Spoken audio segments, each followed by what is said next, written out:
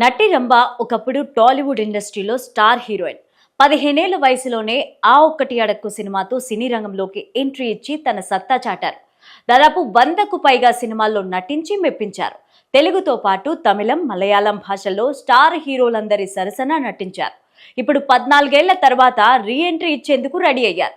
తాజాగా ఈ విషయంపైన తమిళ నిర్మాత కలైపులి ఎస్ ధాను క్లారిటీ ఇచ్చారు. ఇటీవలే జరిగిన ఫిలిం ఫెస్టివల్లో నిర్మాత S Thanu Rambha re entry గురించి మాట్లాడారు.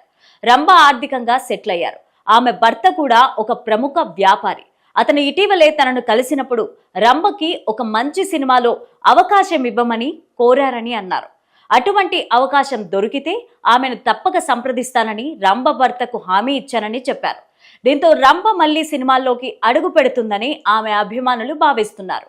మరోవైపు రీ ఎంట్రీ పైన రంభ మాట్లాడుతూ సినీ రంగంలోకి రీ ఎంట్రీ ఇవ్వడానికి ఇదే సరైన టైం అనుకుంటున్నా.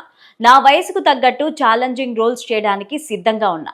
మంచి పాత్రల ద్వారా తిరిగి ప్రేక్షకుల అభిమానం సంపాదించుకోవాలని అనుకుంటున్నానని చెప్పారు రంభ.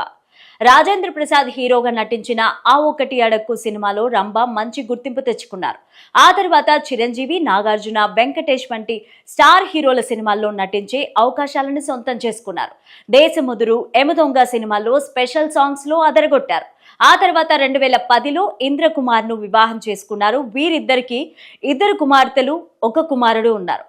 ఇన్నాళ్ళు ఫ్యామిలీ లైఫ్ ను లీడ్ చేస్తూ సినిమాలకు దూరంగా ఉన్నారు రంభ. నటనకు దూరంగా ఉన్నప్పటికీ పలు టీవీ డాన్స్ షోలకు న్యాయ నిర్ణేతగా వ్యవహరిస్తున్నారు. చివరిగా 2008లో వెండితెరపై కనిపించారు రంభ.